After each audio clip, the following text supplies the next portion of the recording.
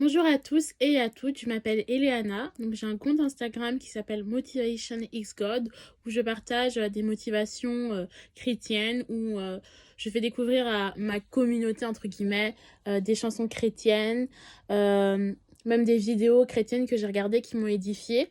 Bon, aujourd'hui on n'est pas là pour parler de moi et de mon compte Instagram, on est là pour répondre aux questions que Tessia m'a demandé de répondre. Donc moi je connais Tessia depuis très longtemps. Parce qu'en fait, Tessia, c'est ma sœur jumelle, même si on ne se ressemble pas, donc je la connais littéralement depuis toujours. Et donc Tessia m'a donné plusieurs questions par rapport à l'identité en Christ, et je vais répondre à toutes ces questions maintenant. Donc la première question, c'est avant de connaître Jésus et maintenant, quelle est mon identité en Christ? Comment j'appréhendais cela?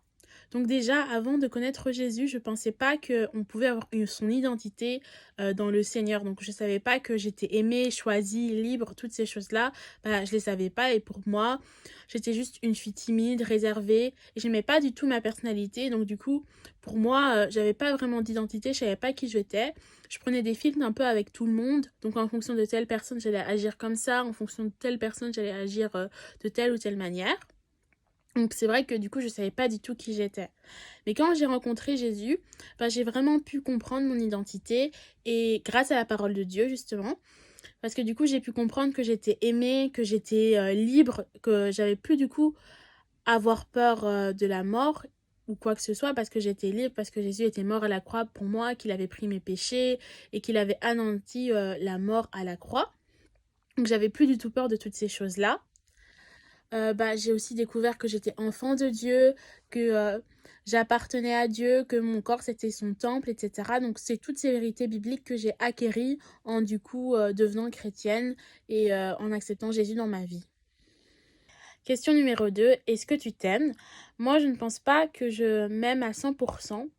Je vais développer ça après, mais moi je pense que s'aimer c'est quelque chose d'important parce que dans la Bible, un des commandements qui est le plus important, c'est aime ton prochain comme toi-même. Alors comment veux-tu aimer les autres, les gens qui sont autour de toi, si toi-même tu ne t'aimes pas? Alors pour moi c'est vraiment vraiment important, mais avec le monde d'aujourd'hui, je pense que c'est difficile de s'aimer, c'est difficile de ne pas se comparer aux autres, c'est difficile d'avoir une estime de soi qui est vraiment vraiment tout le temps bonne et positive. Mais moi je pense que là je peux pas dire que je m'aime à 100%, mais j'apprends à aimer qui je suis. C'est vrai que quand j'ai expliqué que avant de connaître Jésus, bah du coup j'aimais pas du tout ma personnalité. Maintenant je commence à aimer ma personnalité. C'est vrai que c'est toujours un peu difficile pour moi d'aimer mon corps, mais je sens que le Seigneur est en train de travailler sur ça dans ma vie.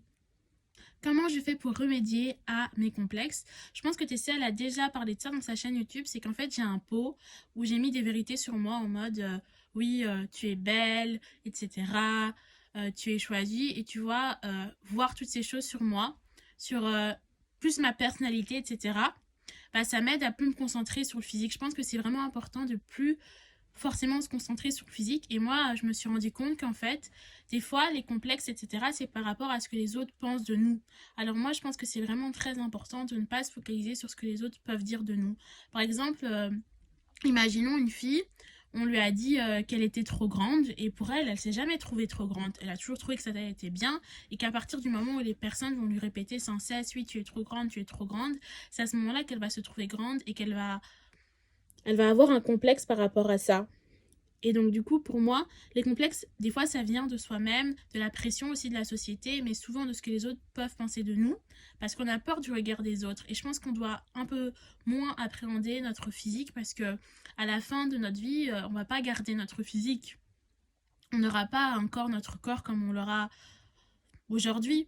Dans 10 ans, notre corps il va changer. Nous, les femmes, on pourra peut-être avoir des enfants, notre corps il va changer, la vieillesse va faire que notre corps il va encore évoluer, donc on ne doit pas s'attacher à notre enveloppe corporelle, mais qu'on puisse plutôt cultiver ce qu'on a dans notre cœur.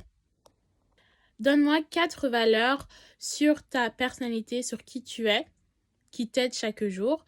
Donc moi, il y a tu es aimé, donc je vais mettre les versets. Et comme ça, d'un coup, j'ai pas forcément un verset qui me vient en tête, mais il y a des centaines de versets qui prouvent l'amour de Dieu pour nous. Parce que c'est vrai que des fois, quand on se sent seul, quand on se sent abandonné, on a tendance à avoir ce sentiment de ne pas être aimé. Et même, par exemple, durant l'adolescence, dans l'adolescence, souvent les filles, elles vont mettre leurs valeurs dans l'opinion des garçons qu'ils peuvent avoir sur elles. Et s'il n'y a aucun garçon qui s'intéresse à elles, elles vont souvent se dire qu'elles sont pas aimées, qu'elles sont pas belles. Mais moi, du coup, ce que je me dis, c'est que je suis aimée, que Jésus m'aime. Et ça, c'est le plus important et qu'il a prouvé son amour pour moi en mourant à la croix. Il n'y a personne qui est mort pour quelqu'un, qui a pris les péchés de quelqu'un par amour à part Jésus. Une autre vérité pour moi, c'est que je suis choisie, que je ne suis pas sur cette terre pour rien. C'est que Jésus, il avait un but pour moi, il avait des plans pour ma vie. Il m'a pas créé comme ça pour le fun, mais vraiment parce que il avait mis des choses en moi, il avait mis des espoirs en moi, des dons en moi. Et donc du coup, me dire que je suis sur cette terre, pardon, c'est vraiment parce que c'est dans la volonté de Dieu et que j'ai vraiment ma place sur terre. C'est vrai que des fois on a tendance à se dire on n'est pas forcément fait pour ce monde, qu'on sert à rien, etc. Mais pas du tout, on a été choisi par Dieu et si on est sur cette terre, c'est sa volonté. Une troisième vérité sur moi, c'est que je suis libre en fait. Le péché, il n'a plus d'emprise sur moi. Je suis capable de dire non au péché. Je suis capable de renoncer au péché. Je suis capable de me délivrer de tout péché. Vraiment, le diable n'a plus d'emprise sur nous parce que Jésus a vraiment anéanti la mort. Donc c'est vraiment une vérité qui m'encourage chaque jour et qui m'encourage à vraiment m'éloigner du péché, m'éloigner du monde, pardon. Et la dernière vérité pour ma vie, c'est que je suis forte. Il y a un verset dans la Bible qui dit que Dieu ne nous a pas donné un esprit de timidité, mais il nous a donné un esprit de force, de sagesse et d'amour. Et donc du coup, des fois on a l'impression qu'on est faible, on a l'impression qu'on va pas y arriver. Et moi, ce verset, il m'encourage vraiment.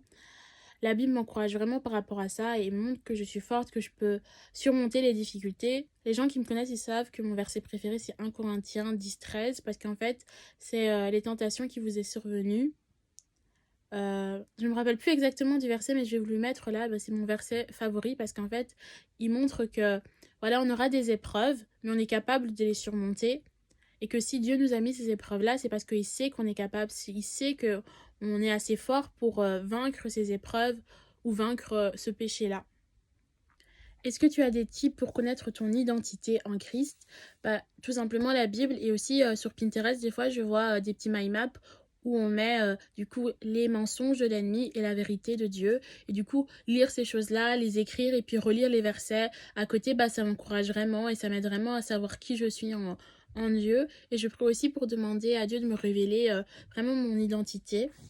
Et aussi avoir un ministère, servir dans l'église, ça m'aide à vraiment aussi trouver mon identité, à vraiment connaître qui je suis, à vraiment avoir un but sur cette terre et à vraiment avoir quelque chose pour laquelle je vis un peu entre guillemets. Qu'est-ce que je dirais à moi plus jeune ou à des gens qui sont plus jeunes que moi? Je veux dire qu'il ne faut pas se focaliser sur son physique parce que c'est pas important. Comme j'ai dit, on évolue, on change tout le temps. Et c'est pas quelque chose le plus important. Voilà, si on se trouve trop grosse, trop grande, trop mince, trop blonde, trop rousse ou je sais pas quoi, ça c'est pas important. Dieu il nous a vraiment créé parfaitement. Il a mis telle ou telle caractéristique dans notre physique chez nous parce qu'il a trouvé ça parfait. Il dit dans sa parole que nous sommes beaux et belles, qu'il n'y a point de défaut en nous. Il nous a vraiment créés parfaitement. Dieu, en fait, il regarde pas comme les hommes à ce qui frappe à l'œil, mais il regarde vraiment au cœur. Alors on puisse vraiment essayer d'avoir un cœur, en fait, de vraiment avoir un bon cœur, un cœur selon le cœur de Dieu, de vraiment cultiver ce qui est à l'intérieur de nous, cultiver notre âme, etc. Et surtout vraiment beaucoup prier pour que Dieu nous aide à nous aimer, à changer la manière mauvaise qu'on a de se voir et à demander à Dieu qu'on puisse arriver à se voir tel que lui, il nous voit. Qu'est-ce que tu penses du glow-up physique ou spirituel? Pour moi, le glow-up physique, c'est un peu quelque chose qui sert un peu à rien parce que, comme je l'ai dit, on n'a pas le même corps qu'on avait il y a 5 ans, on n'aura pas le même corps dans 10 ans, dans 30 ans, et quand on va mourir, on n'aura plus notre corps. Donc pour moi, c'est pas quelque chose d'important. Ce qui est important, c'est le globe spirituel, c'est grandir dans sa foi, c'est évoluer dans sa relation avec Dieu, c'est avoir une foi qui est encore plus grande, c'est à faire plus confiance à Dieu, c'est vraiment grandir dans sa relation avec Dieu, grandir, devenir mature dans la foi, etc. Moi, je pense que ça, c'est important. Mais le globe physique, etc., je pense que c'est pas ce qui est le plus important. En plus, c'est souvent basé sur les canons de beauté de la société qui changent tout le temps. À l'époque de la préhistoire, il fallait avoir des formes, etc. parce que ça prouvait qu'on était capable d'avoir des enfants. Il y a quelques années, il fallait être très très mince, très très maigre, comme les mannequins genre Victoria's Secret. Et Et maintenant, on prône l'acceptation de soi, même s'il y a deux, trois encore canons de beauté qui sont encore imposés par la société. Donc ça change tout le temps, donc ça sert à rien de se baser sur ça, parce que les canons de beauté il y a 20 ans, qu'il y aura dans 40 ans, ce ne sont pas les mêmes. Donc c'est mieux de cultiver le glow-up spirituel, grandir dans sa foi avec Dieu.